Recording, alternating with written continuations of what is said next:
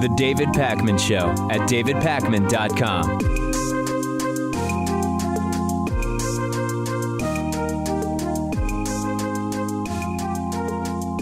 Got a super interesting email from a foreign viewer of the show. I'll show you what the email was just so we can all be on the same page. This is from Kevin. I want to complain about the American election as being absurd and silly. It's off to a great start already.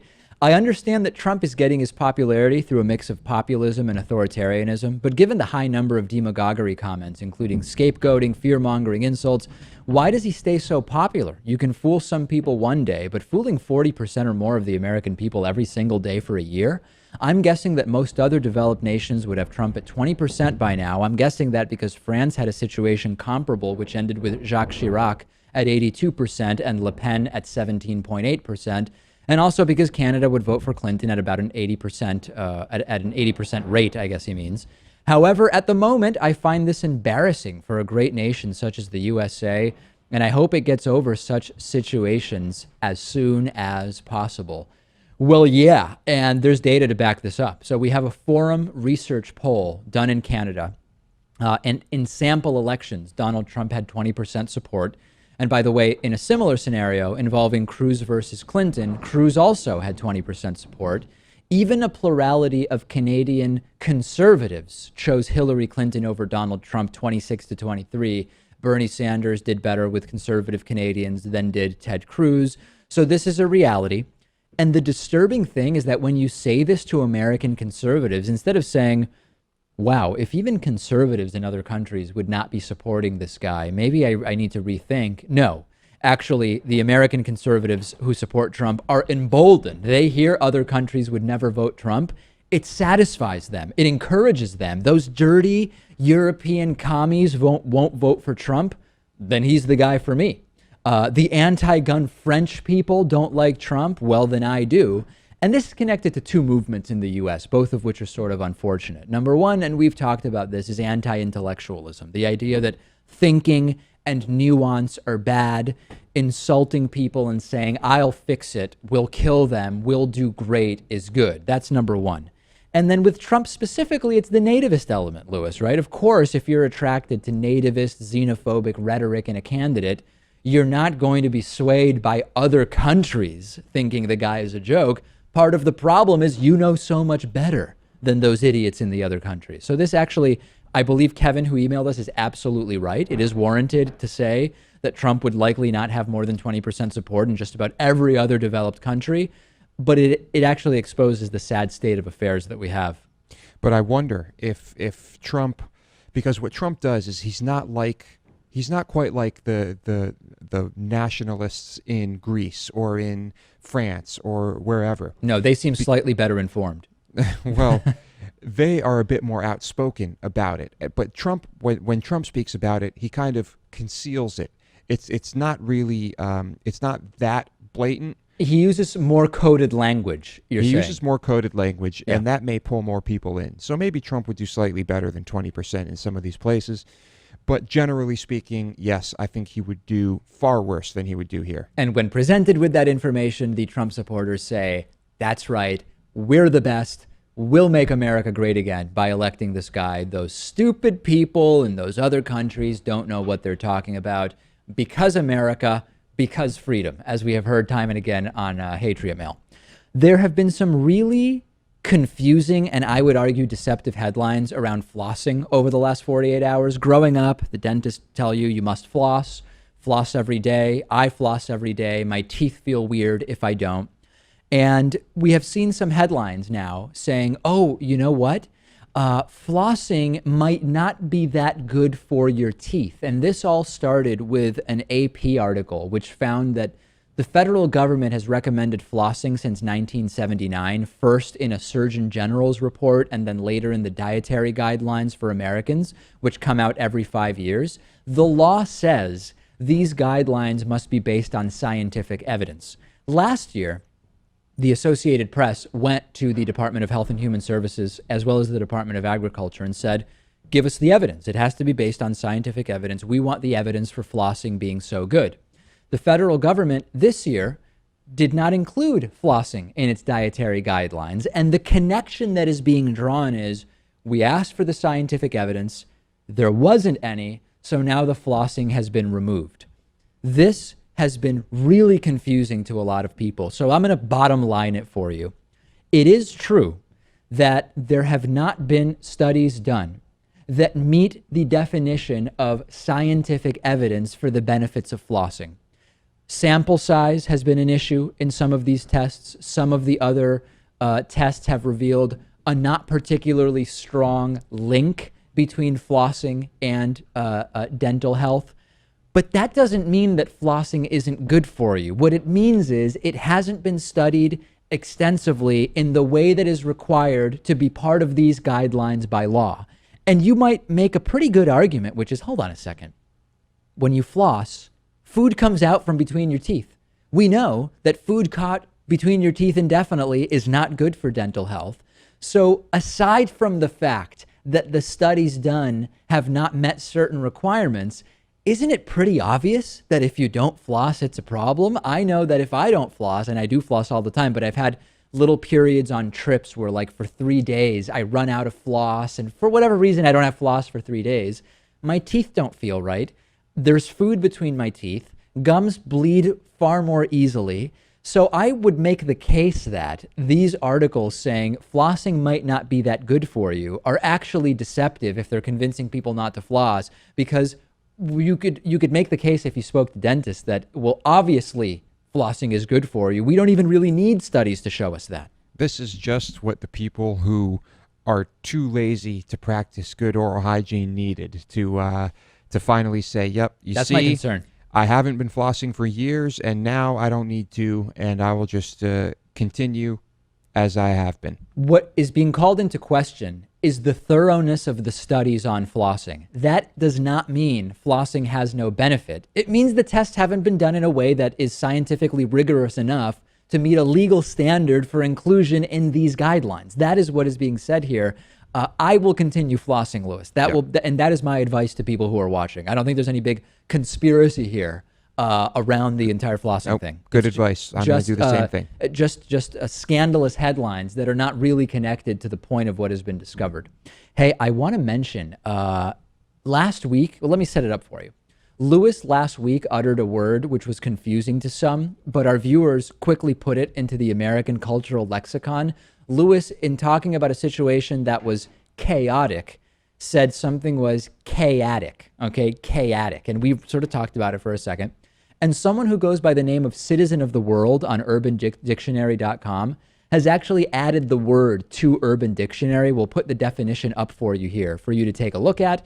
And they've decided to spell it K-A-T-I-C. I take a little bit of issue, actually, with that spelling of the word. I thought about it. They do mention, though, also spelled C-H-A-A-T-I-C. That's my preferred spelling.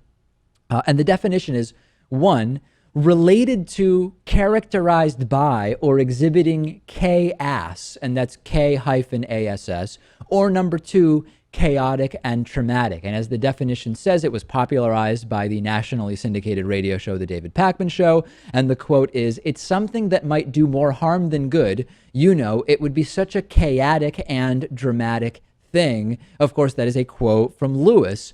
So Citizen of the World, I appreciate this, Lewis, putting the word into the lexicon of the American cultural landscape. It's wonderful. Yeah, I'm thrilled, as you can tell.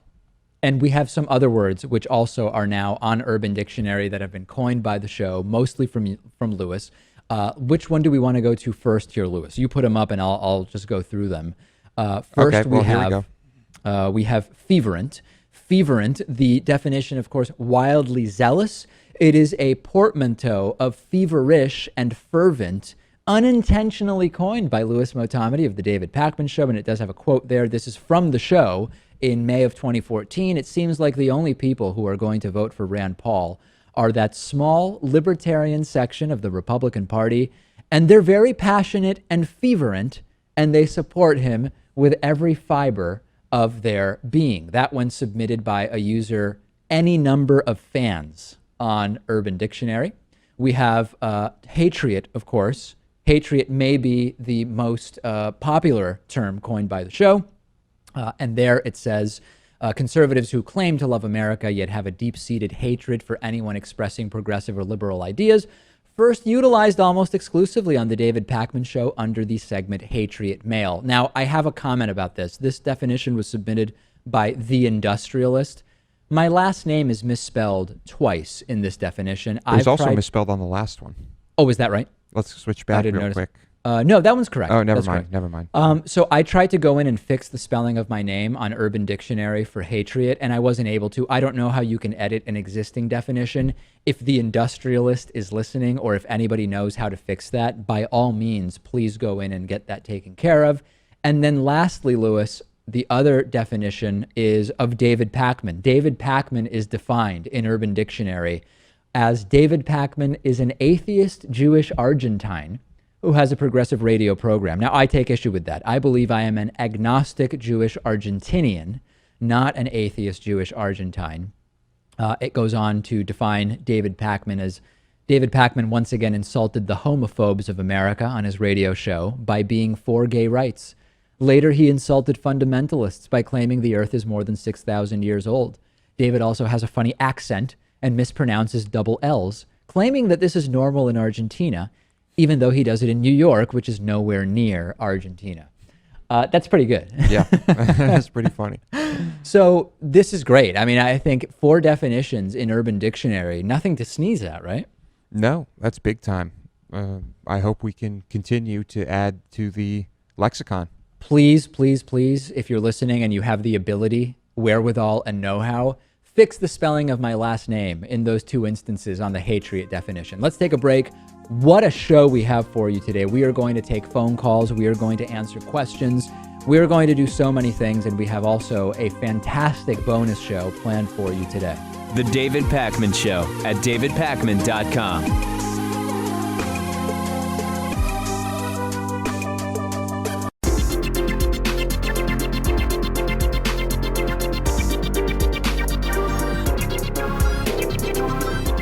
The David Pakman Show at davidpakman.com. Today's new member of the day is Anthony Rodriguez. Anthony, thank you so much for being a David Pakman Show member. Join Anthony, support the show at davidpakman.com/membership. Let's take some phone calls. Our phone number, 617-830-4750. Great week last week. I have a good feeling about this week. Who's the first caller today? Hi, this is David from Glendale, Arizona. David, yes, pleasure to have you. What's on your mind? I remember a couple weeks ago you were talking about doing some kind of, I don't know if you'd call it an expose or whatever, on some of this Black Lives Matter stuff that's going on, and something about violence and all that kind of thing, similar to the wage pay gap that you did before. Is that still in the works? Oh, absolutely. I would venture to say that it is a mere few days away from at least having a first draft completed. The narration has been done, all the research is done, and now we're basically putting it together. So yeah, that's absolutely happening. Beautiful. Because one of the things that's really difficult with that whole situation is that it's the typical thing where there are people on the left and people on the right, and they all have really strong and generally extreme opinions, and the truth is not really entirely on either side. I mean, they both got some things to say, but then they also, especially on the right, they have some more insightful, that's INCITE yeah, I'm not sure that I would say the right is generally more insightful, but you're absolutely right that at least some questions are being asked, and the truth on a lot of these issues is not with either extreme. Sometimes both sides are just flat out wrong, and then oftentimes the truth is sort of somewhere in the middle. We will be releasing that soon, and I look forward to your feedback on it when it's out. Yeah, and that was my own insightful word, INCITE. I made that word up myself anyway. Oh, I see what you're saying. Thanks a lot. Got it. All right, thank you so much for the call. Appreciate it. Yeah, that video will be out soon, and I'm excited to hear from people on it. We're taking phone call 617-830-4750. Who am I talking to? Hello, David Lewis. Hello. Who is Hi, this? this is Christian from the Northeast Kingdom of Vermont once again. Beautiful. What's on your mind? I had some questions for you two about YouTube.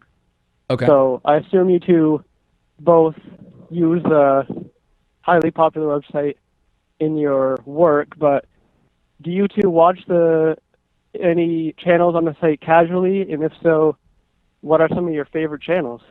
Yeah, I don't really have, I just the other day went through my YouTube subscriptions, and they were all just channels I had subscribed to over the last couple years, and I deleted all of them. I mean, because I don't really follow any channel on YouTube specifically. I don't know about you, Lewis. No, the only thing I really use YouTube for is if there's just something very specific, something that someone tells me to look up, or if I'm listening to music. But occasionally, I'm not subscribed, but I will watch Last Week Tonight clips with John Oliver on YouTube. Okay, Rachel, what about you? Are you subscribed to? Are you a regular fan of any channels? No, more of a podcast person myself. All right. Is that? I mean, this is sort of a boring answer, isn't it? No, I had another question as well related to YouTube. What's the other question? So, the David Pakman Show YouTube channel, I know, is at almost 250,000 subscribers, and channels, when they reach 100,000, they get a silver play button. Right. I was wondering if you guys have received that for your channel. We did. We received it a while ago. I can see it from where I'm sitting here. It's up against a wooden pillar, and yeah, we've got it, and on the way to 1 million. Wonderful. So no doubt about that. All right. Well, I'm glad we got to explain a few things about good luck with the 1 million YouTube. subscribers. Thank you. Yes. Every day we get closer by, I don't know, about 150 or 200 subscribers. That's the way it is lately. We are taking calls. The number is 617-830-4750. Lewis, do we have another caller? Who's on with me now? This is Zach from Omaha, Nebraska. Zach, how are you? I'm doing great. What can we do for you today? Well, today I wanted to call in and ask you and Lewis what your opinion is on violent video games and their effects on children. Right. Well, we've done quite a bit of interviewing on this subject, and you could say that there's a consensus, or you could say that the consensus may be the sort of average of different positions. There is sort of like the University of Massachusetts Professor Michael Morgan's view, which is that the evidence shows violence in video games and movies doesn't make people more violent by and large, but makes them more afraid of violence in the real world. That's one possibility. There are others, like we interviewed Professor Erica Schar, who had the perspective that in a person who's not prone to violence, a violent video game or movie is not going to get them to do real world violence. However, that for individuals that are prone to violence, regularly playing violent video games may sort of catalyze some feelings of wanting to go further than just in the video games. So there's sort of a few different views. When you say my opinion, I'm not an expert in that field. I sort of go to what studies tell us, and that's sort of where I am, Lewis. Those are some of my ideas. Yeah, well, I guess I have an opinion, and that is that, well, first of all, I love violent video games. I grew up on violent video games, and Sure. I play them to this day, and I love them. The more violent, the better.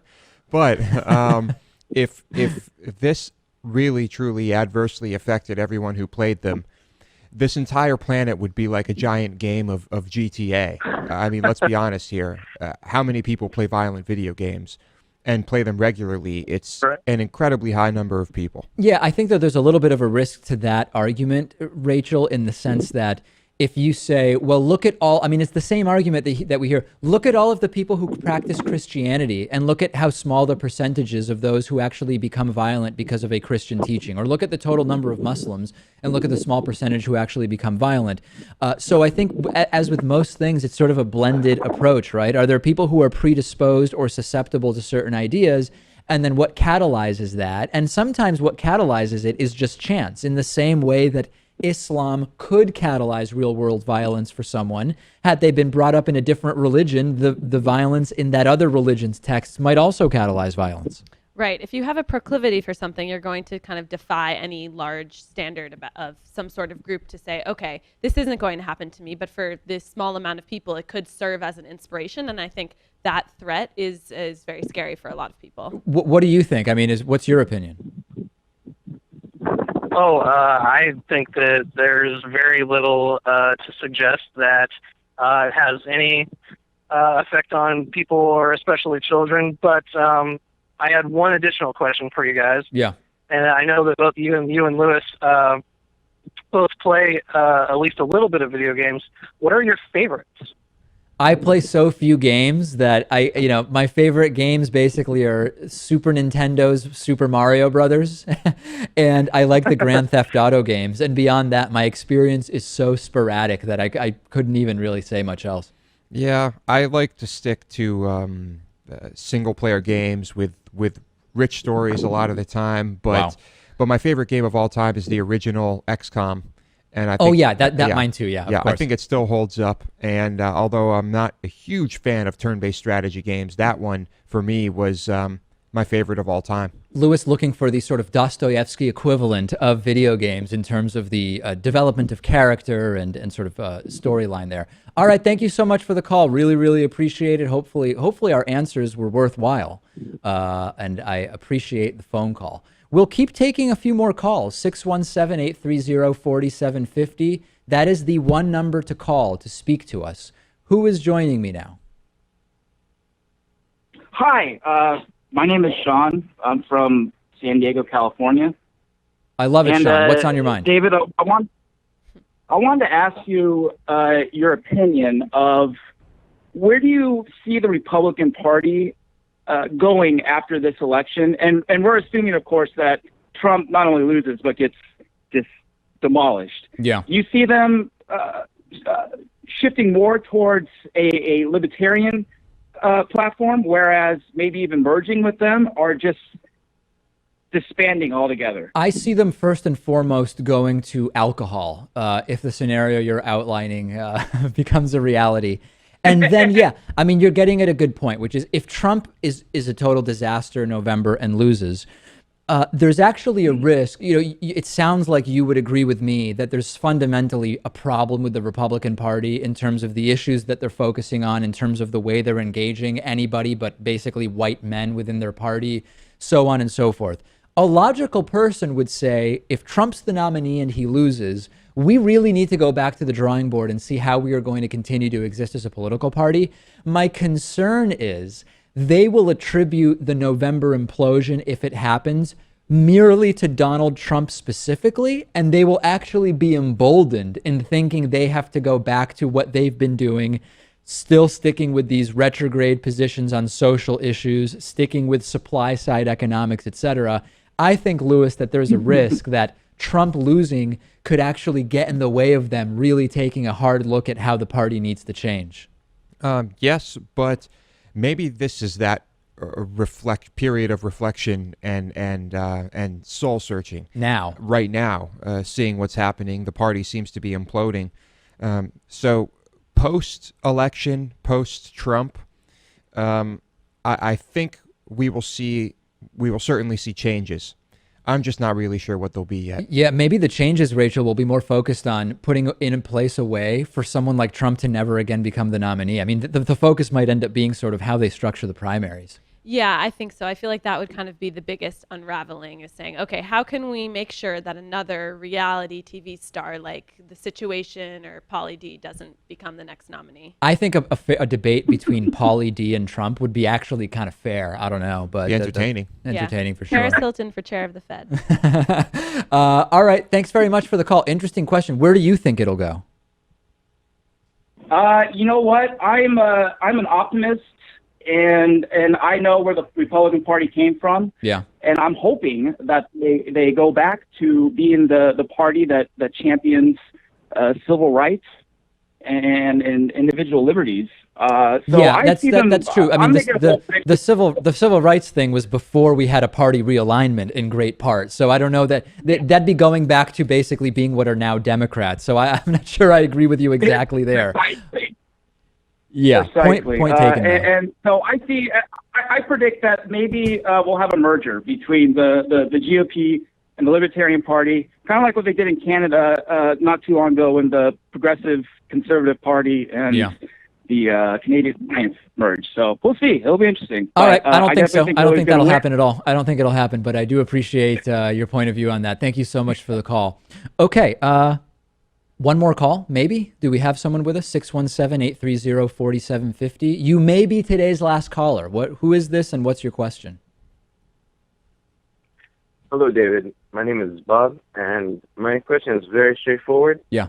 Why are you constant support of the state of Israel, and how come you seem to call out everyone that, if they're not in support, you like to call them out by being anti-Semitic?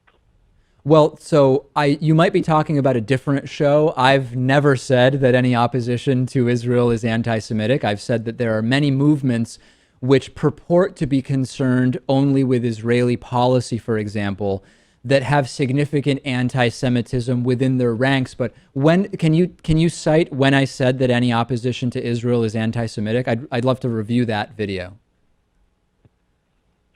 I honestly don't have one off the top of my head, but I do recall skimming over a few videos that you have said something anti-Semitic. That I said something? Wait, hold on. The videos where I said something anti-Semitic? No.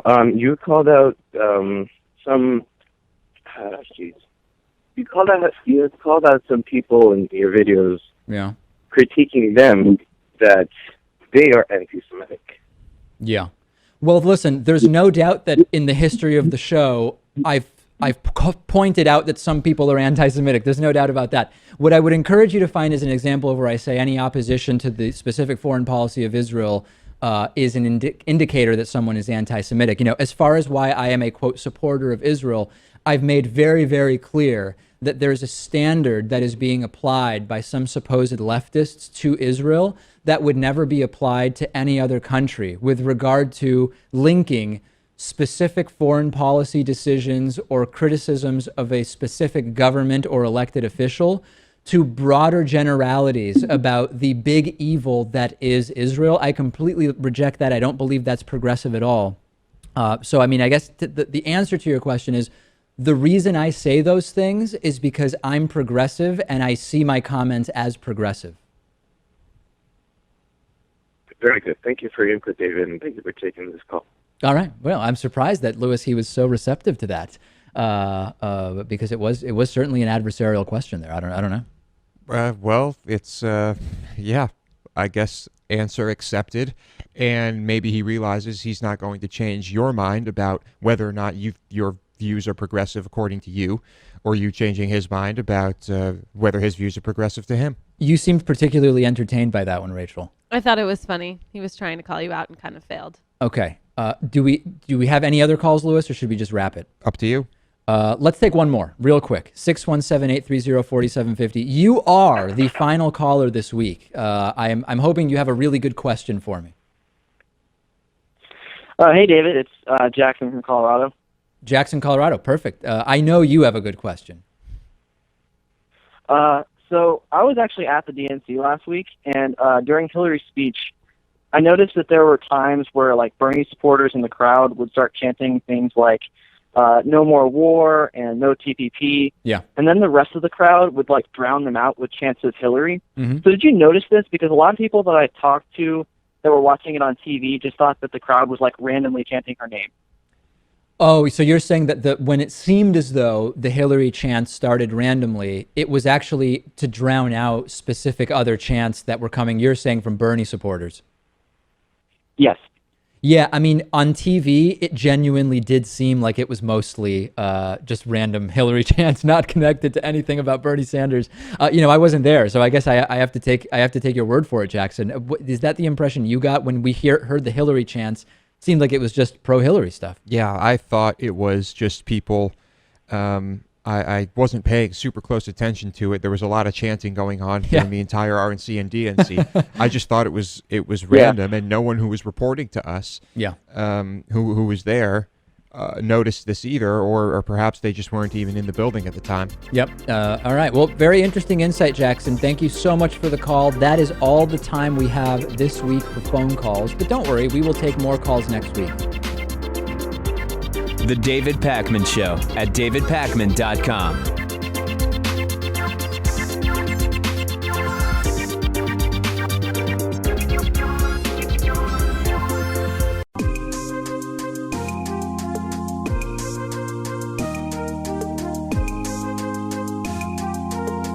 Welcome back to the David Pakman Show.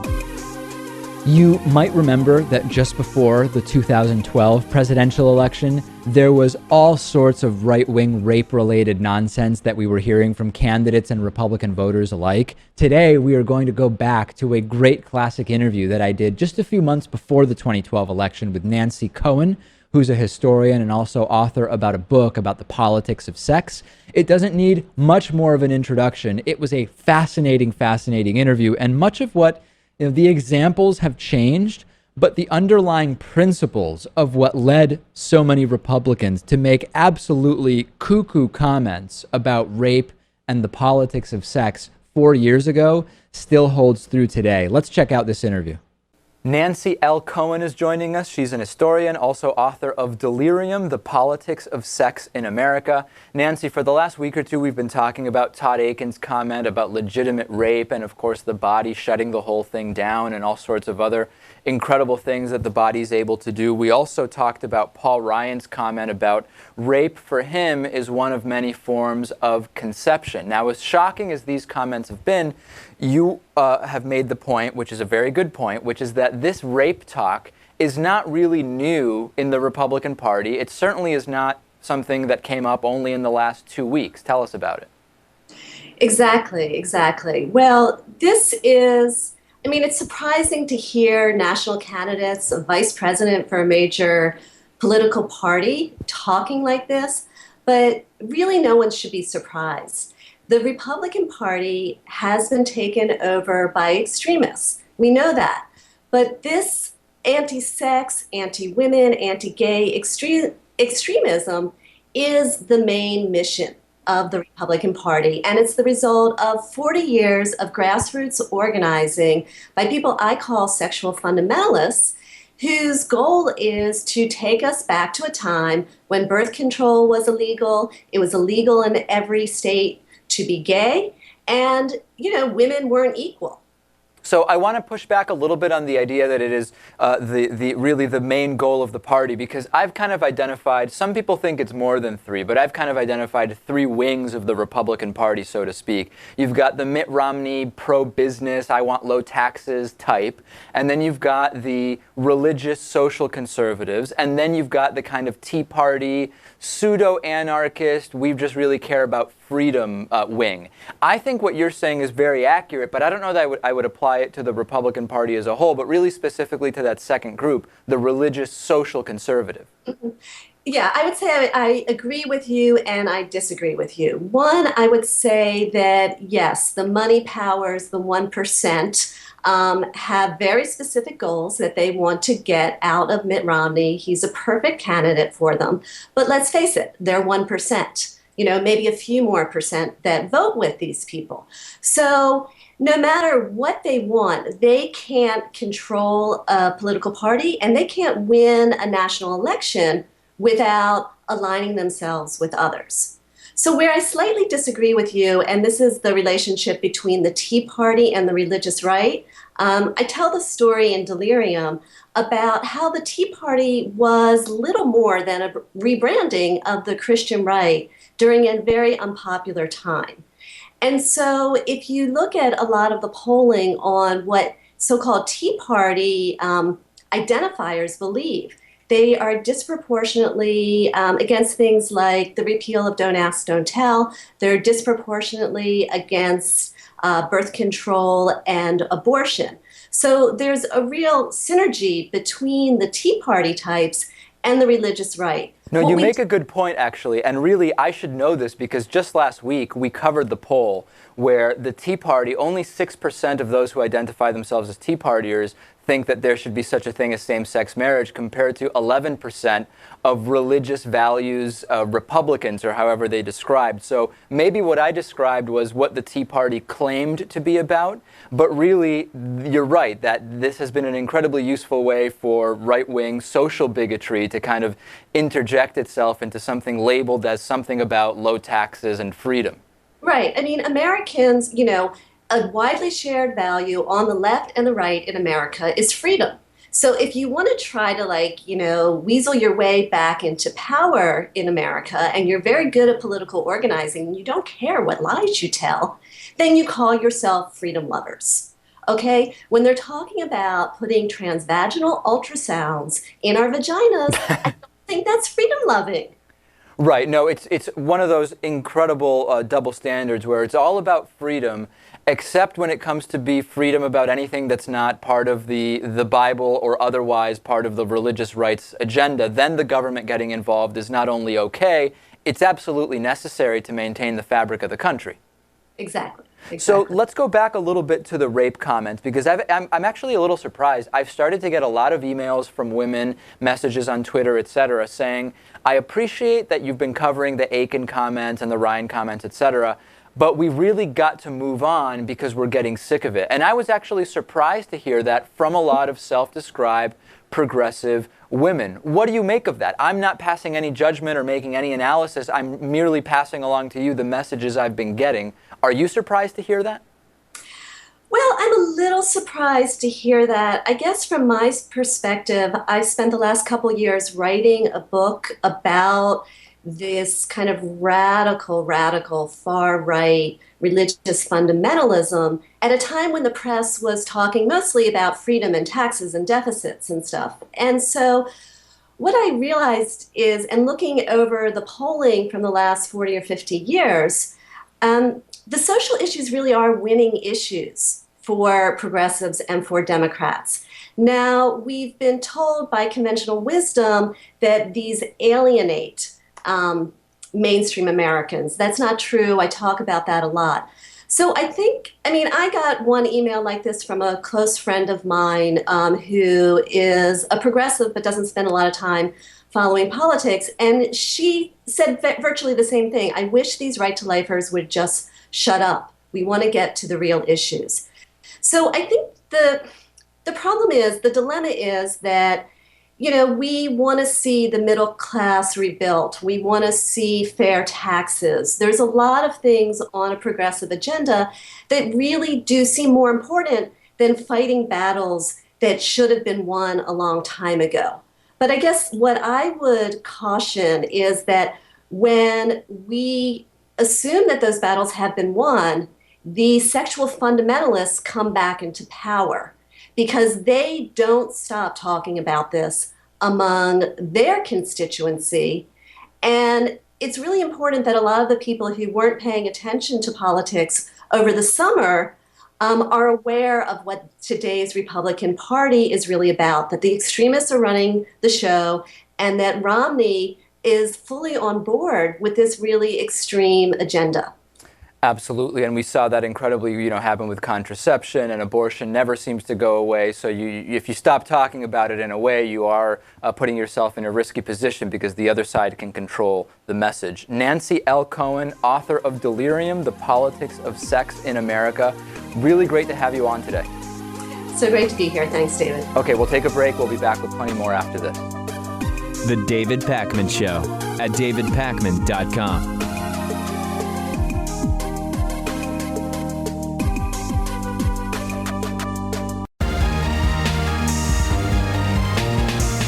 The David Pakman Show at davidpakman.com.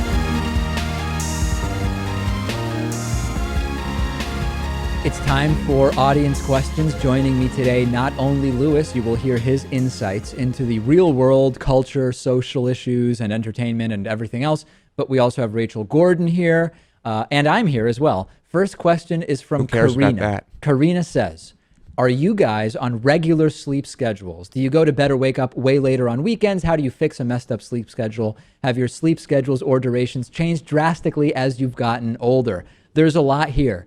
I've been talking to a lot of people, Lewis, about changing sleep schedules as their age changes. When I was in college, for no reason at all, I would stay up until 1:30 or 2. Sometimes it was because I would watch, at the time, it was Conan O'Brien, who was on after Jay Leno. I had no reason to be up. I would just be up. And even if I wasn't watching TV, I would just be awake, and I would wake up at 10 or 10:30 every single day. Over time, I found naturally I'm going to bed earlier and I'm waking up earlier. I wake up between 7:30 and 7:45 every day. I like to be able to just hang, read for a little while, make my cappuccino, destroy the kitchen, which I then have to, start fixing things. Everything's leaking. I need a lot of time in the morning for this type of thing. But yeah, I find that my schedule has gotten earlier. I also am rarely sleeping. I mean, maybe once a week I might sleep 8.5 or 9 hours, but basically I'm getting 7 3/4 to 8 hours of sleep. And my schedule is different on the weekend. I'll usually go to bed a few hours later and get up like an hour or two later, but I'm not even able to sleep in. Like when I was in college, if I went to bed late one day, I could just sleep until noon and I'd be all good. I wouldn't lose any time of sleep. I'm just naturally getting up earlier these days, I find. Mm-hmm. Yeah, well, I feel like my sleep schedule has almost always been dictated by school. And I used to sleep more. The older you get, the less you sleep. That's just a scientific fact. Thank you. And I used to sleep longer than Dave. I would sleep a lot, and there was a long period of time where I would wake up at 11. Sure. Go to bed at 12 or 1. Wake up at 11. This was 9-10 hours of sleep. I liked a good 10 hours. I can't do that anymore, and I've been getting up at 8 o'clock for some time now. Yeah. Even on the weekends, or if I sleep in late, no matter what happens, I wake up at 8. Yeah. And I like to get at least 8 hours of sleep. I find that I'm usually going to bed around 12. I can deal with 7 hours. Thank you. 9, sometimes I do 9. Yeah. Rachel? Yeah, I try and keep a pretty consistent sleep schedule. I've just seen countless studies about higher mortality rates for those who are doing overnight shifts in a hospital, things of that nature. So I try and keep it pretty consistent, going to bed early, waking up early. But I mean, again, it varies a little bit on the weekend. If I'm going out with a friend, I'm going to go to bed a little bit later, wake up a little bit later. But I think as long as you keep it somewhat consistent, you'll be good. What is everyone's strategy for adjusting a messed up sleep schedule? Now, for me, I find that if I have a 2-day weekend, if I go to bed later and wake up later Friday and Saturday, I'll have a little trouble falling asleep on Sunday night. If it's a 3-day weekend and I have 3 days in a row of waking up later, I'm in pretty rough shape on the Monday night. If it's a Monday holiday or whatever, I have not figured out any good way to deal with that. Yes, it's not easy to deal with. I just try to go to bed at the same time I normally would with some melatonin. That's all. That's all I do. And you use hallucinogenics, you said, to go to bed, right, Rachel? Usually, yeah, basically. Okay, good. So that's it. Now here's my tip for jet lag. I will just throw this out. I know you have a trip to Iceland coming up, Rachel, and here's my strategy. Not that you've asked for advice, and by no means am I imposing this on you. My strategy is sleep on the plane if you can, but when you arrive in Europe, it's daytime. Do not go to sleep, okay? Stay up as late as you can until it's at least a reasonable time locally to go to sleep. If it's 8:30 or 9 p.m. and you're just exhausted, fine, do it.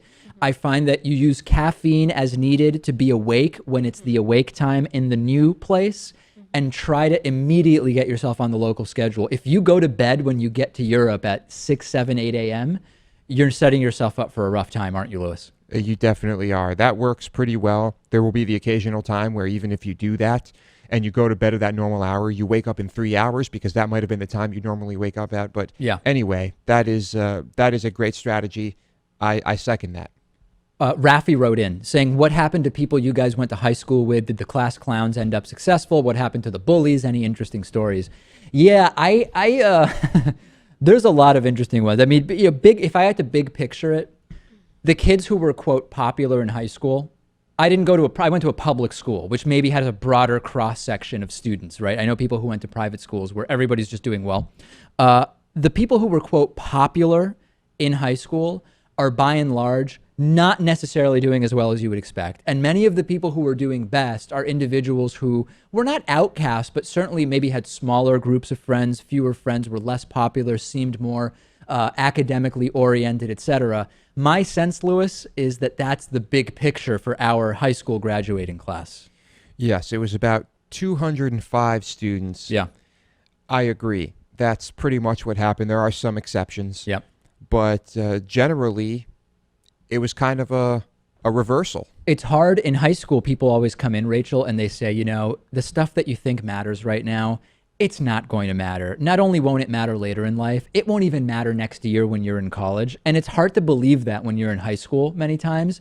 But in a lot of ways, it really does end up being true. Whatever sort of establishes these hierarchies in high school oftentimes is of no relevance or indicator. I mean, the class, well, you know what, actually, I'm now realizing I'm identifying specific people. I don't want to say anything specific, but there are just a lot of these surprises 10 years later when you look back, aren't there? Yeah, and I would say the theme that you mentioned definitely held true in my high school as well. It was a little bit different for me because I was in this kind of small democratic learning institution, which was definitely more focused on academics and less kind of on social hierarchy and things of that nature. So for me personally, it wasn't as big of an issue, but I've definitely noticed that trend hold true for what I've seen. I've talked to some people, Lewis, who went to private schools, and they say this whole thing of like the popular kids and the unpopular kids, it didn't exist in my school because the administration was just so involved in making sure there weren't outcasts and the bullied, etc., that the entire concept of that, I've only heard about it from people who went to public school, which I can't imagine we know that there are private high schools where there is significant bullying, hazing, and clickiness. No doubt. It could have just been that the people you speak to were oblivious to it. that could be. Right. As people who, many people who tend to go to private schools can be oblivious about a great many things. Wow. So Lewis's critique there, how does that ring to you? Yeah, I mean, I don't really think that tactic by administration in private schools is really that beneficial. Who is that going to benefit in the long run? Because I feel like when you're in high school, you learn how to deal with all different types of people. Yeah. Later on, when you're in college, when you're in a working environment, when you're working on some sort of group project. So I don't really know if that's the best kind of way to go. I tend to agree. It's the same idea of the college safe space protecting students from anything that might be upsetting. In what way does that better prepare you for the real world? That being said, a high school freshman is very different than a high school senior, and a high school senior is very different than a college senior. So I think it's important to sort of bear in mind the age of the kids that we're talking about. But big picture, Lewis, I agree. Protecting all children from everything in the real world long-term is not a benefit. No, a detriment, actually. Very harmful. Last question today. Barbara wrote in, trillions spent and thousands killed in Iraq, Afghanistan, Libya. Recent increase of U.S. troops by the President of the United States. Why no liberal anti-war anger? Okay, not exactly the best sort of grammar on this one. I think the point is, why aren't liberals as angry with President Obama for troops being sent places as they were with George W. Bush doing that? Is that the question as you understand it? Well, in defense of their grammar, this was a tweet. But okay, that's fine. Maybe the question is, why are liberals not in a perpetual state of anger and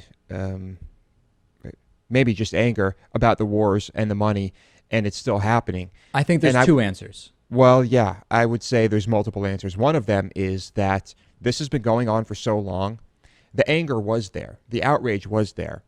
At this point, maybe we're just desensitized. Maybe we are focusing on other things. The anger's still there. Yeah.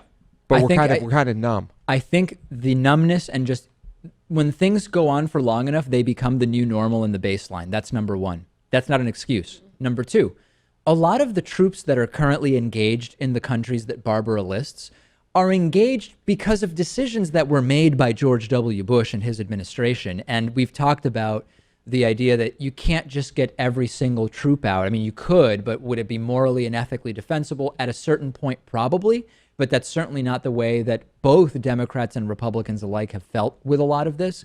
And number three, President Obama, Rachel, has drastically reduced our level of engagement in a lot of these places. So, yeah, you can be mad that some troops are still there and that there have been small increases, but at the same time, you have to be happy to some degree that the number of troops have been drastically reduced, don't you?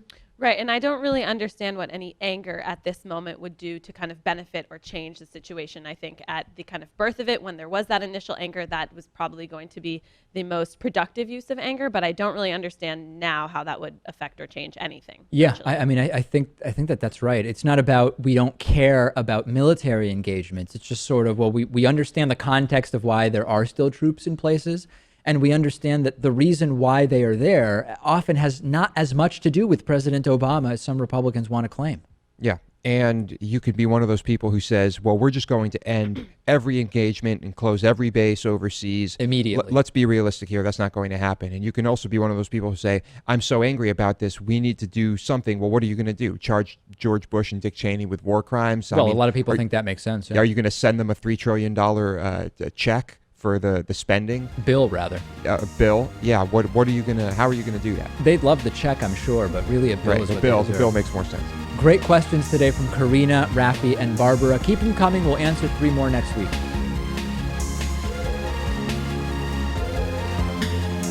The David Pakman Show at davidpakman.com.